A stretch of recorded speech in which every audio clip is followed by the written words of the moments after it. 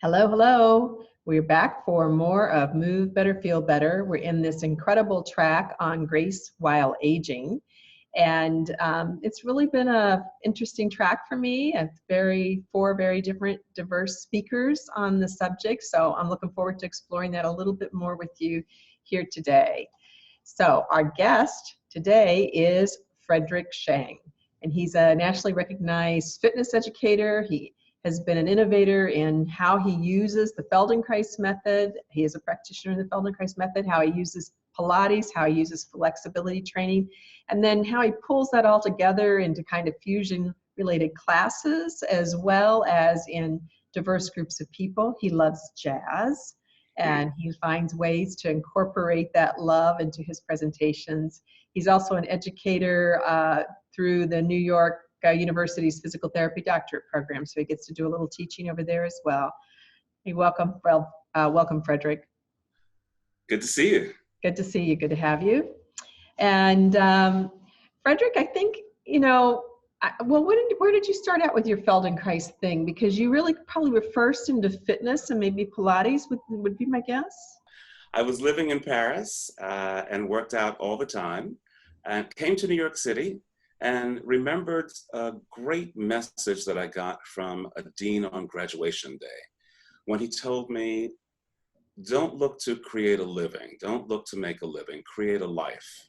Do what makes you happy, and then find a way to have it get paid for. Do something that you're really good at and that speaks to your soul, and make that work.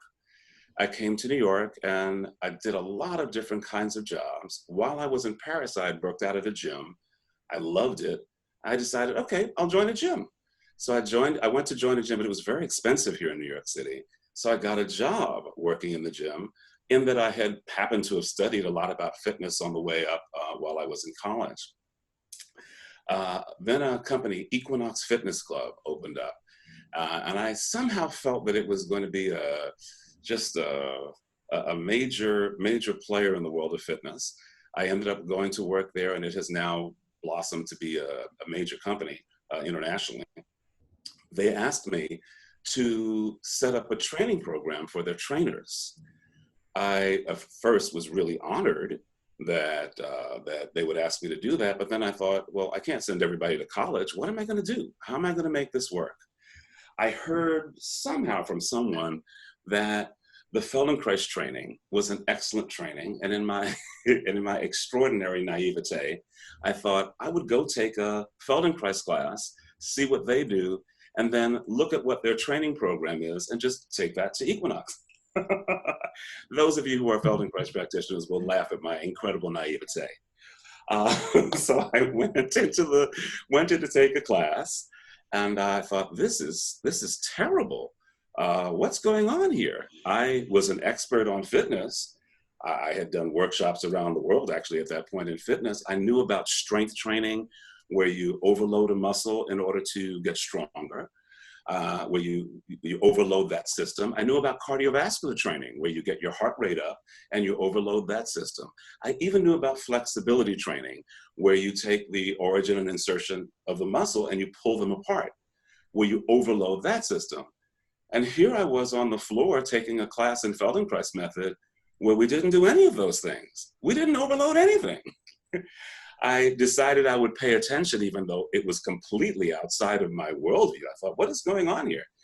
I did. So the teacher asked me to roll onto my side and explore some movements. I stayed with it. He asked me to be present. I did. And then when I got back onto my back after about 10 minutes, I was flabbergasted. How in the world did half of myself get completely transformed? I was blown away by it. And then I realized that he was reading it out of a book. So it wasn't that he knew anything specific about me. This was written down before I ever even heard of Feldenkrais. How did that happen? So I was incredibly intrigued, as you can imagine. And so then I continued with taking classes, ran back to Equinox and told them I had found the future of fitness. They thought that I had lost my mind. But wonderfully, as an employer, they allowed me to go back and do the training and then introduce Feldenkrais to the fitness program at Equinox. And that's another story I can tell you at some time. Yeah, thank you. That's a very lovely, I mean, a very lovely, fun story. Fun on several levels. I mean, it is a shocking work, I think. I mean, I was shocked at it. I didn't come from your background, and I was still shocked at it. It's a shocking work. Um, and shocking both in its non-doing, Right. as well as in the change that happens so deep and you know, profoundly. And you just represented both of those things very well for us. Hmm. Yes, Yeah. thank you. Yeah. Yeah. So, you know, we're in this track on aging, and you've done quite a bit of work with aging populations, I believe. Yes, with several. Uh, Interestingly enough, as I've gotten older, the gym population has also gotten older. People who 30 years ago were 30 years younger than they are now 30 years older than they were then.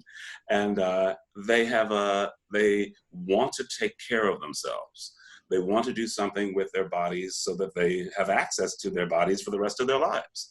They're also very experienced in working with themselves in a fitness environment. So there's been a match where everything seems to have blended together in that environment. And so there are a lot of seniors who come to the gym only for Feldenkrais classes. And that's been exciting. In addition, I've been asked to participate in programs that are designed for seniors and deconditioned people. One of them was through a hybrid through one of the insurance companies, New York City Health Department, and also a gym, to do classes in the public for what was deemed to be the very deconditioned population, many of whom were elderly. I started doing that in the park at the very famous Highline Park here in New York City. Yeah, so I show up at the park and I have two assistants. I have headphones like Madonna and gigantic speakers like as if I were Mick Jagger or something, and a tremendous stage on which to teach. And I was there, the two assistants were there, and one other person showed up. Oh, wow. I mean, we have all had this experience, except I don't have the Madonna feel for it, Frederick. I think only you have the Madonna feel for it, but. And I said, okay, this is a misfire. And then I went back the next week. I invited some friends. I said, I'm teaching a wonderful class outside. So a few more people came. And then a friend of mine told me, he called and said, congratulations. Time Out magazine, he said he saw the spread in Time Out magazine. I didn't know what he was talking about.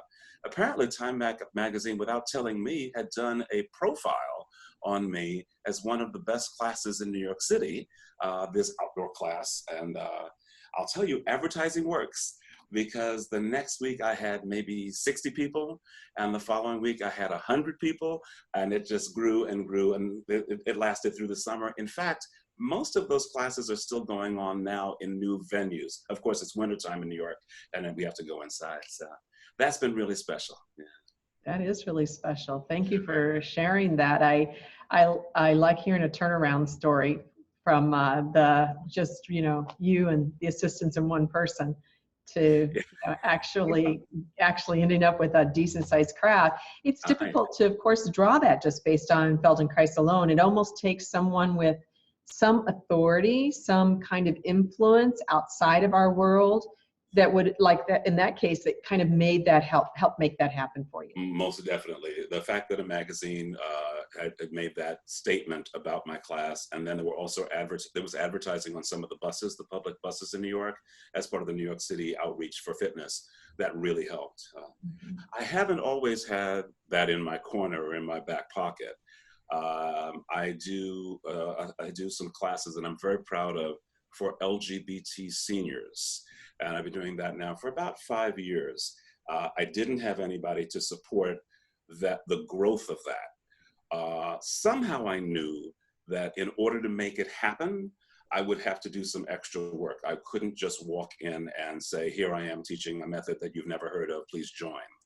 So I was very smart, if I say so myself. I went in for a few weeks and I had dinner with people, introduced myself, told people who I was. During the dinner time during dinner time, I took the microphone to say, I'll be starting a class in a few weeks, and I'm looking forward to seeing you guys. And I made friends with a lot of people, so that when the class started, I had a room full of people, and I've had a room full of people ever since. That's been So incredibly special. that is special. So can I make sure I understand? So this was like in a senior community for LGBT. Is Yes, that what you're saying?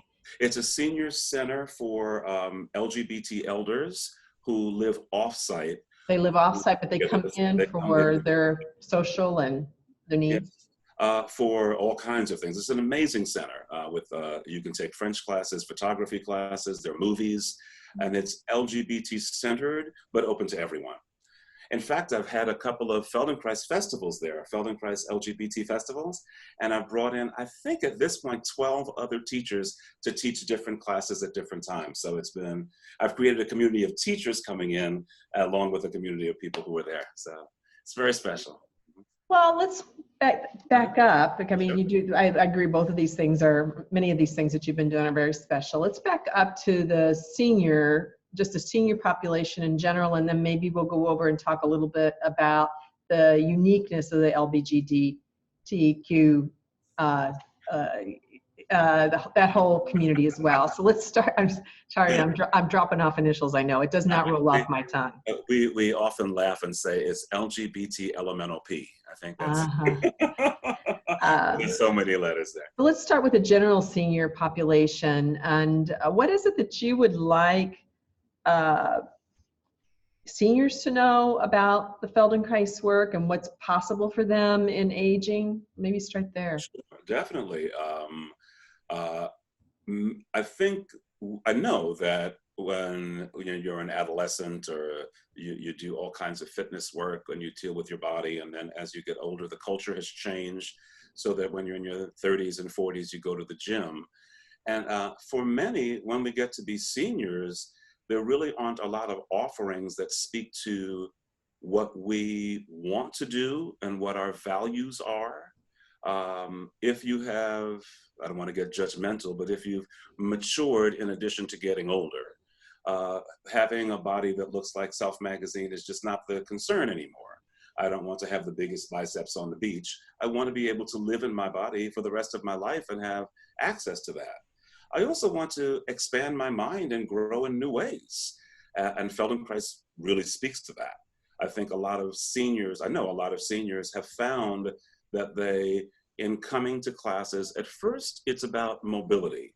I teach in mostly fitness environments, but pretty quickly, they come back and let me know that they understand that it's not just about being able to move in their body.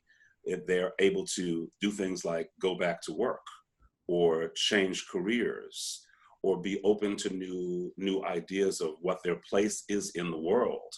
And so that's absolutely fascinating to me, and very obviously a very rich experience to seniors who come and take classes. Also, I'm a bit of a matchmaker.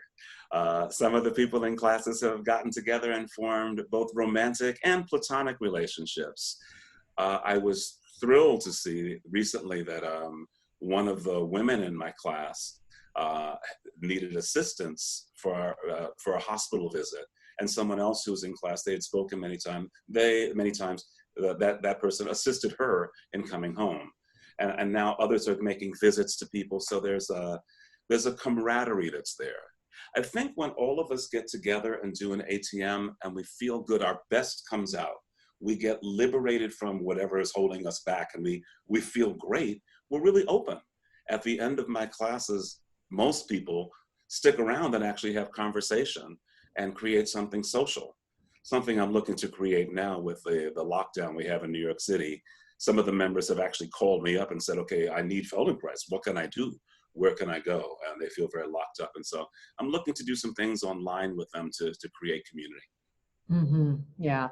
And so for people who may not know it, when he said ATM, he's referring to Awareness Through Movement, which is the group Feldenkrais classes that Frederick has been leading all these years.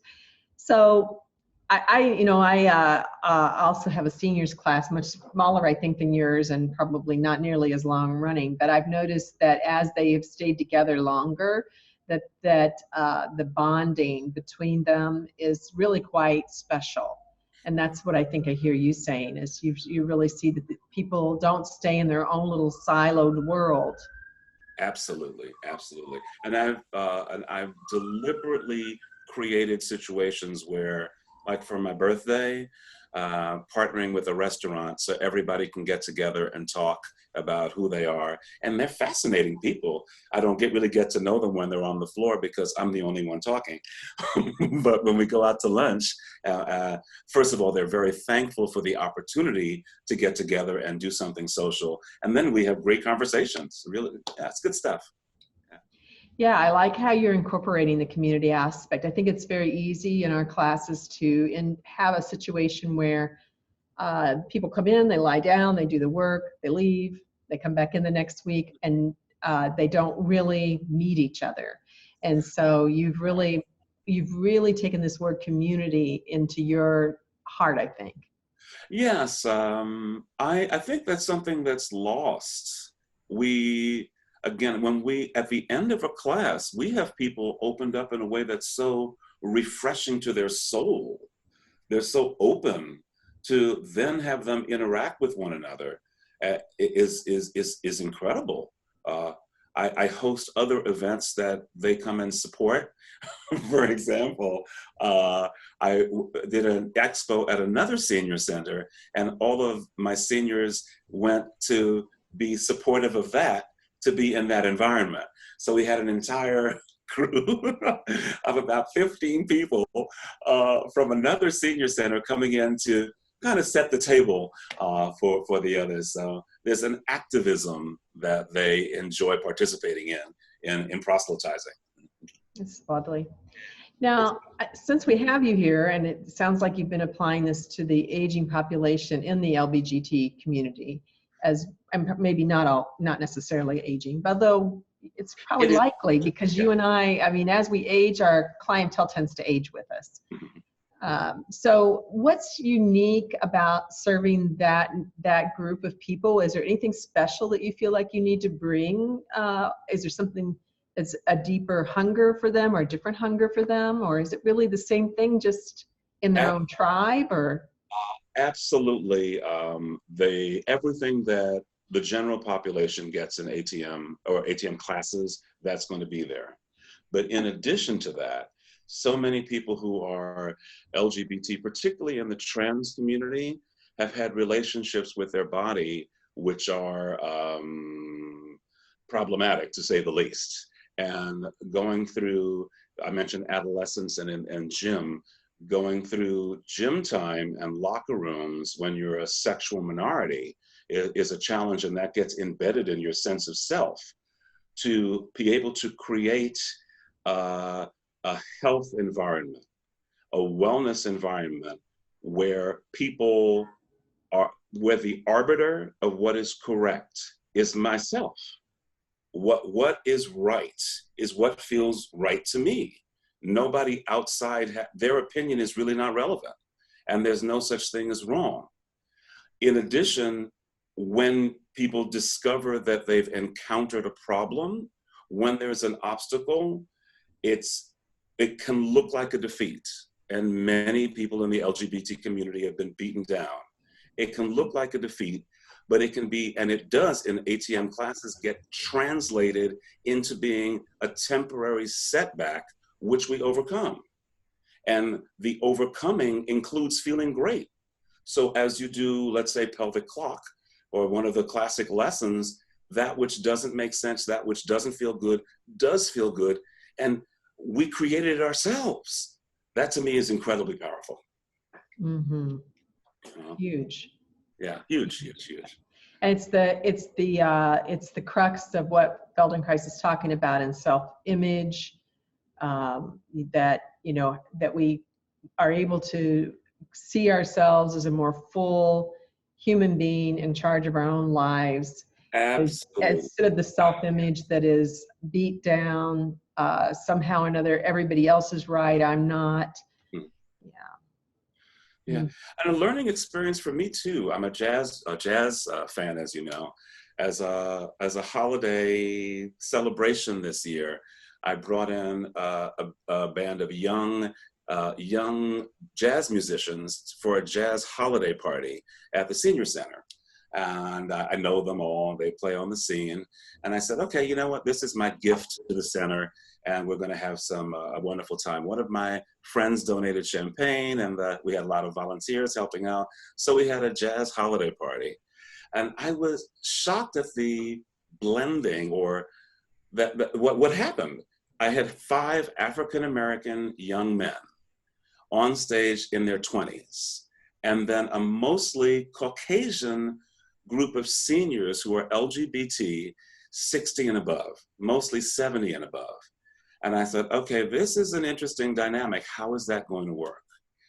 By the second song, everybody was singing.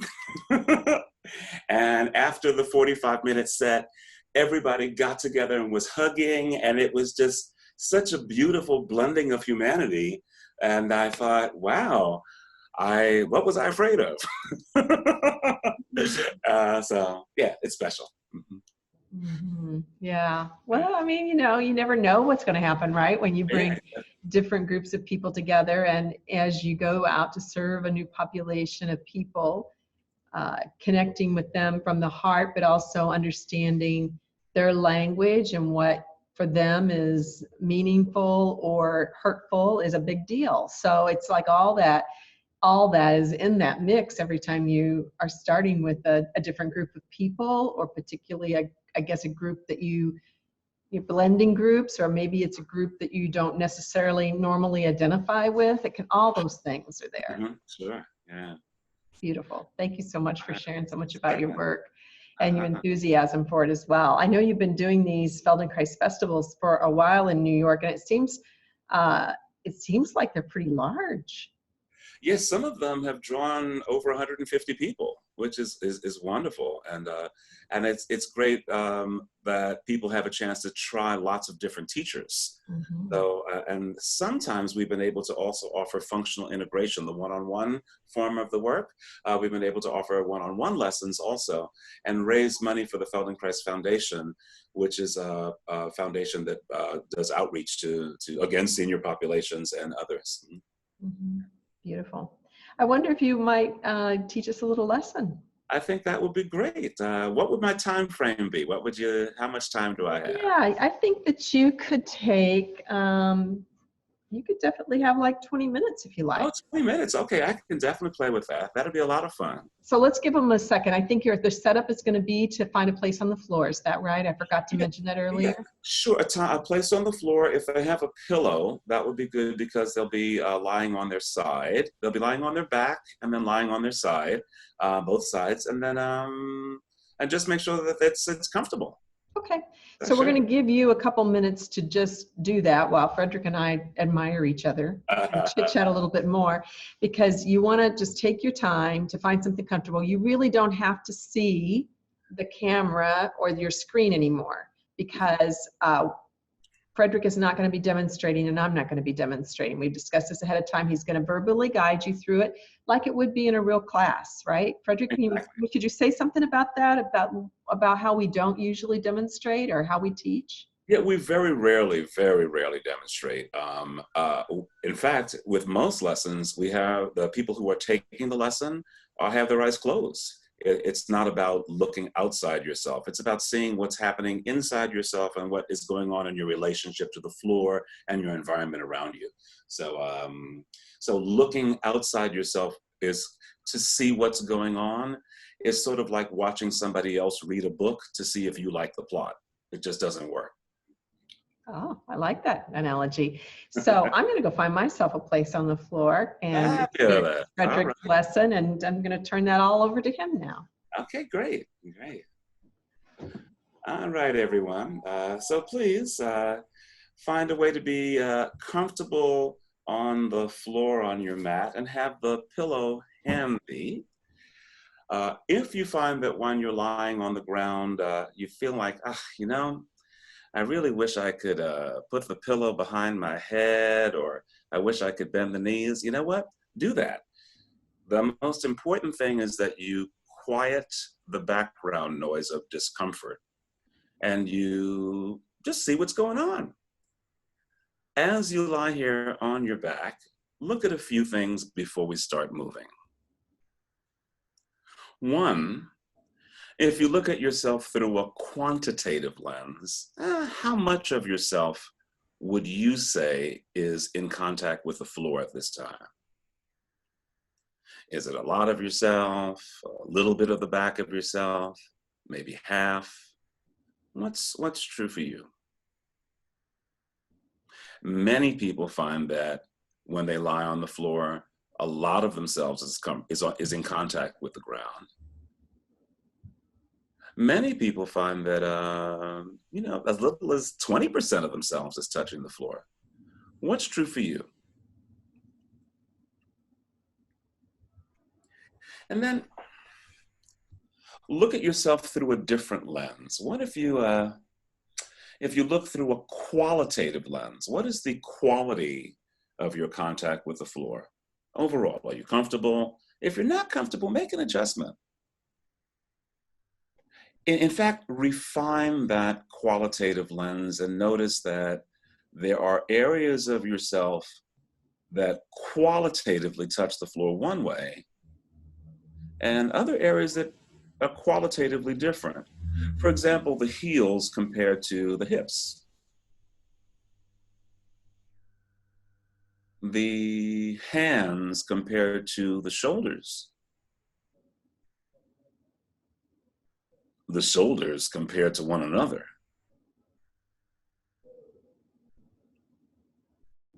Let's look at what's going on through one more lens.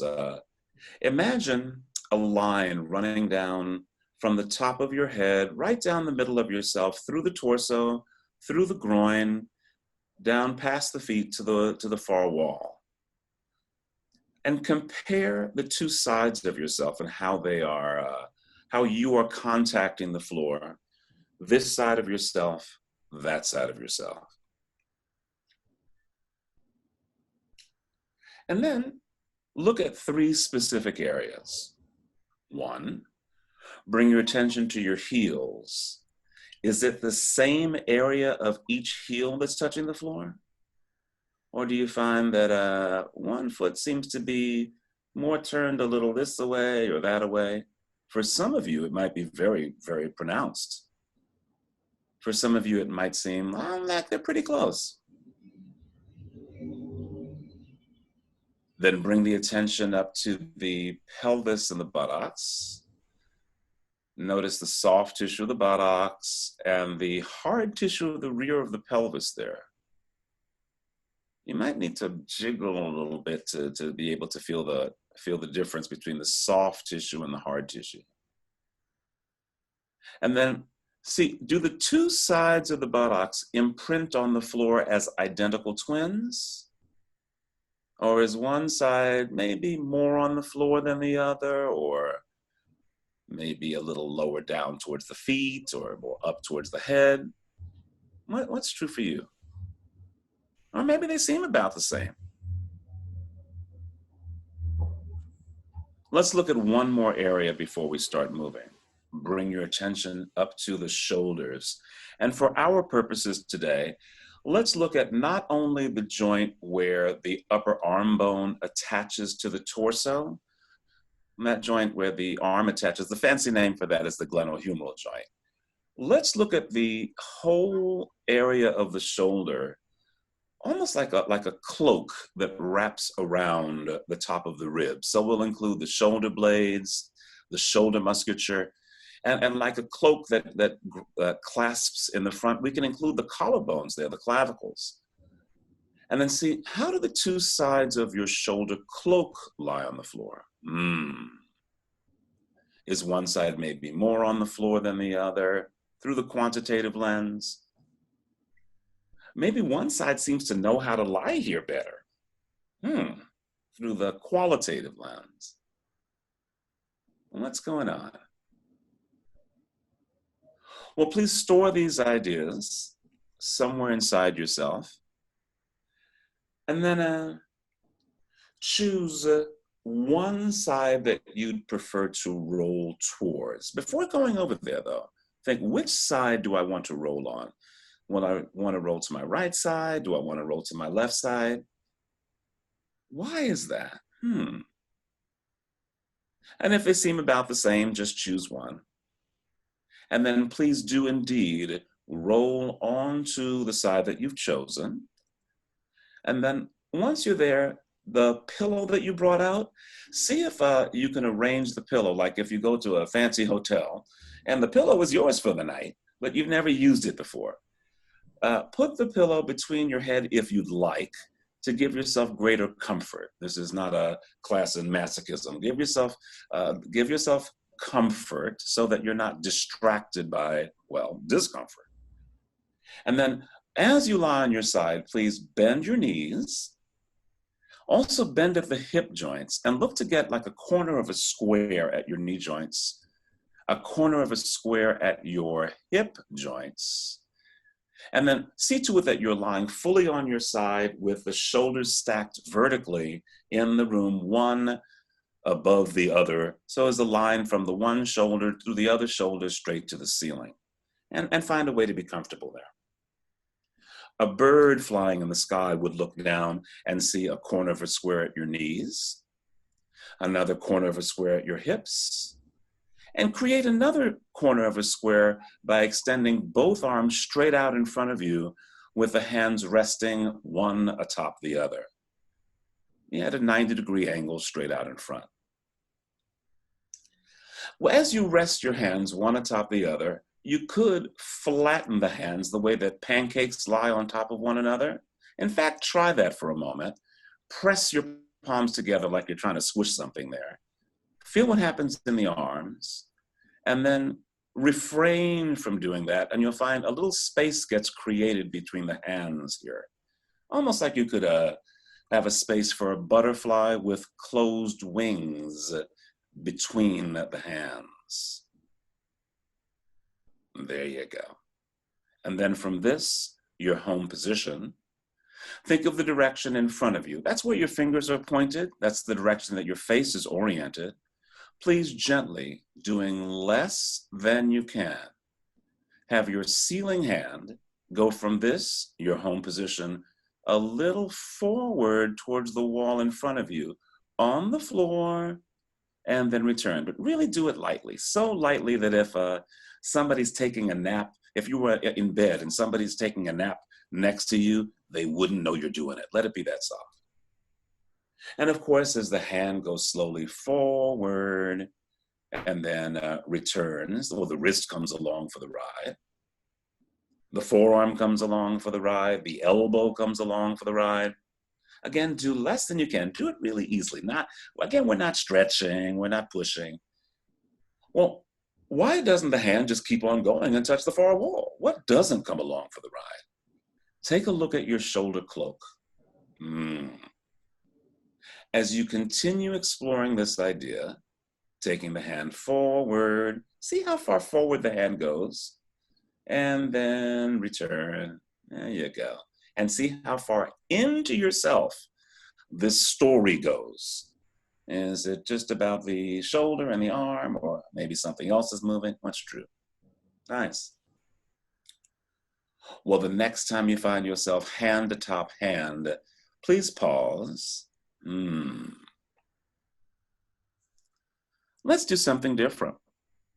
Please take your ceiling hand, the same hand, and place it on your forehead in such a way that the elbow is angled straight out towards the ceiling. Your fingers will be pointing towards the floor, basically, and your hand is glued to your forehead. With your hand fixed on your forehead, please do the following. Begin to take your ceiling elbow, the one pointing towards the ceiling, a little bit backward towards the wall behind you. And again, the hand is holding your head. And then have the elbow go again towards the ceiling through your home position and go forward towards the other outstretched hand. Please make that your reality and go one way and then the other. Again, slowly, slowly. Allow your head to come along for the ride. Yeah. And as you go this away and that away, does it make a difference if you breathe in as the elbow goes behind you? And then breathe out as the elbow comes forward towards the wall in front of you. Breathing in as the elbow goes towards the wall behind you. And then breathe out as the elbow comes forward towards the wall in front of you. Notice the dynamic relationships between the individual ribs that this movement evokes. There you go. The next time the elbow is towards the ceiling, pause and once again rest your ceiling hand on top of your floor hand. Let it be nice and easy, space for a butterfly between the hands. And from this, your home position, please have the ceiling hand go forward towards the wall in front of you, and then come to the home position. And you might find you could even draw the hand short, keeping the elbow straight, nice and easy. Let the ceiling hand go through the home position forward. By the way, how far forward are you going? Look at that. And then return. As you do a few more of these, taking a break whenever you care to, as you do a few more of these going forward, how far into yourself is there participation in service to this idea?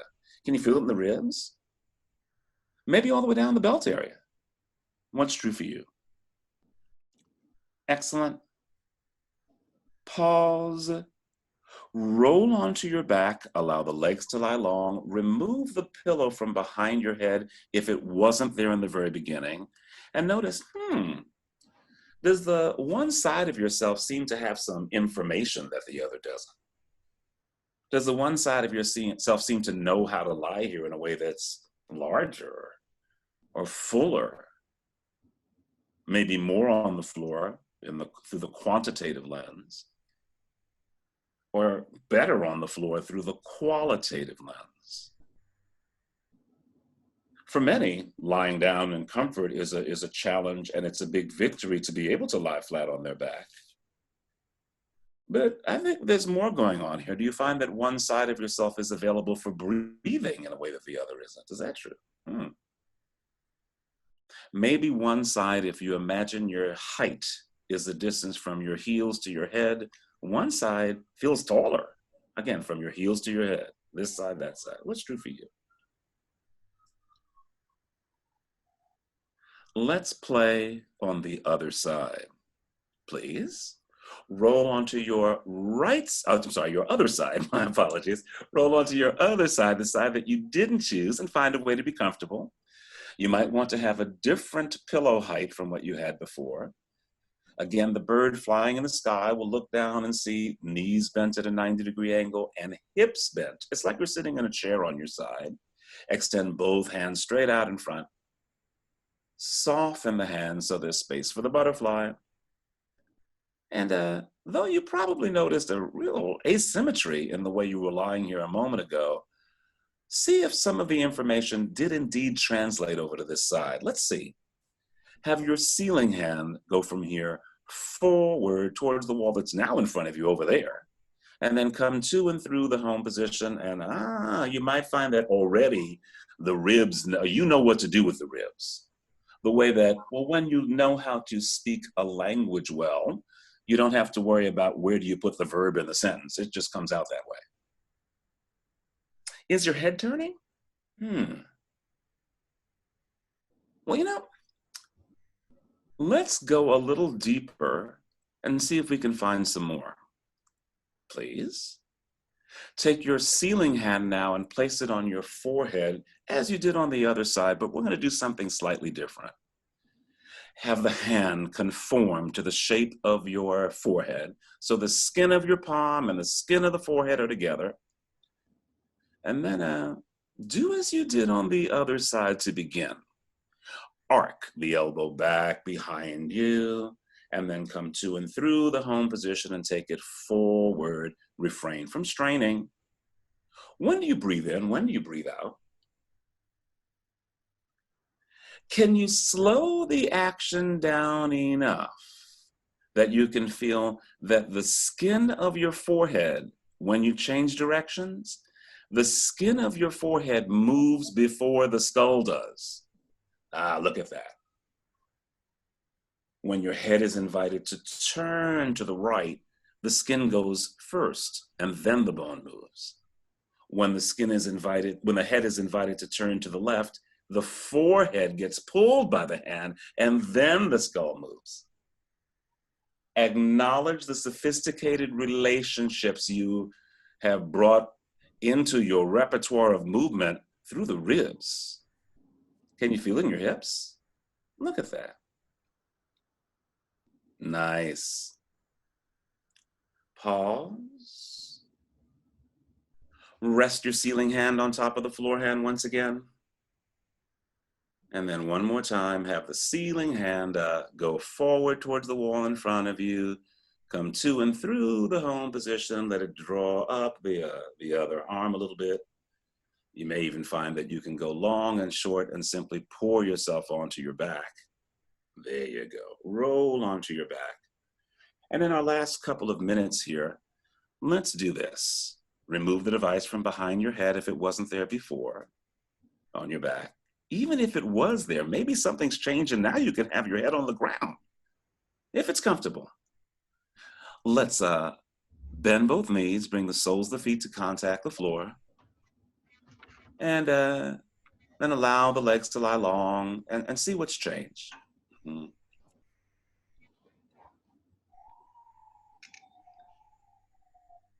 Great.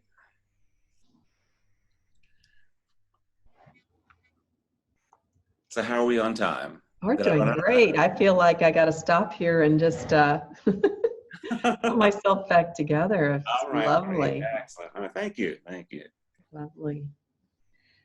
You have a beautiful voice for teaching and a beautiful use of language. So anyone would be, I think, happy to lie on your floor, Frederick, and have you guide them through, or sit in the chair or stand. There's so many varieties of lessons, right? Absolutely. Yes. Well, as we are wrapping up, Frederick, and I wonder if you have a quote that is inspiring you in your life right now. It's something we've been asking other speakers, and we would love to hear that from you as well. Yes, there's an old Quaker quote that I went to a Quaker college, Haverford College. That's my undergrad school. And I never thought I'd be doing this work when I was there.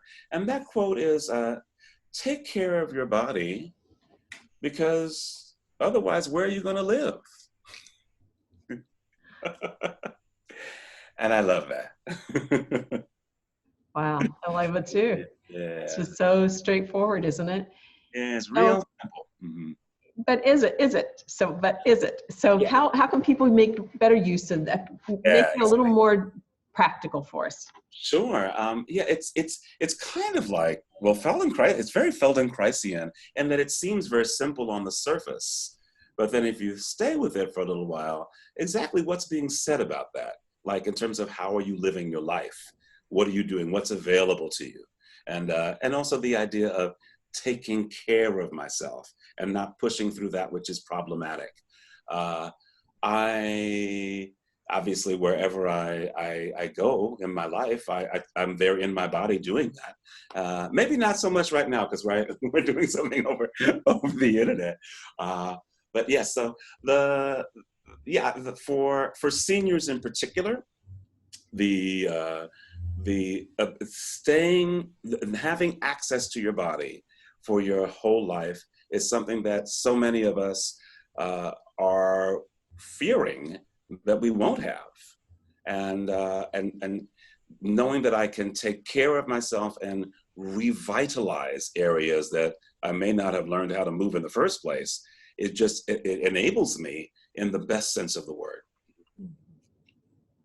Yes, thank you. Thank you. I agree. Enables us in the best sense of the word. Thank you so much. Thank Frederick, you. it's been a delight to have you. Absolutely. I guess we've never really spent any time together, so this is lovely to have a little chit chat here and get to know you through the process of getting ready for the summit a little bit more. And thank you so much for the work that you're doing and inspiring other people and Feldenkrais teachers to maybe go out there and do a little bit more with these communities in different ways. But I also know that really the most important thing is the people that you're touching, that you're, that you're making relationships with. In the end, that's what counts, right?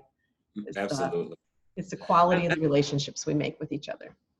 And I thank you again, because I think it's amazing that you're creating ways of getting this work out there. And it's, again, the first time that we're having a chance to chat. It's been an absolute joy. And I look forward to the next ones. Yeah, absolutely. Right. Absolutely. Thank you again so much. All And right. so everybody, just to remind you that we're wrapping up here with our Grace and Aging with Frederick Schjang. I did the lesson. I actually did the lesson. I have to tell you, my lips actually feel a little thick, like sometimes when you get that extra relaxation. So it's funny. So we're wrapping up here with Frederick Schjang. And we have other talks, of course, in this track. And as well, we have the panel discussion that you can join in and participate in through live chat. So please keep tuning in, although we're very, very close to the end of the summit now. So we're glad that you stuck with us through here into day 10. Okay, thanks so much. Frederick and I are going to say goodbye. So long, everybody. Bye-bye now.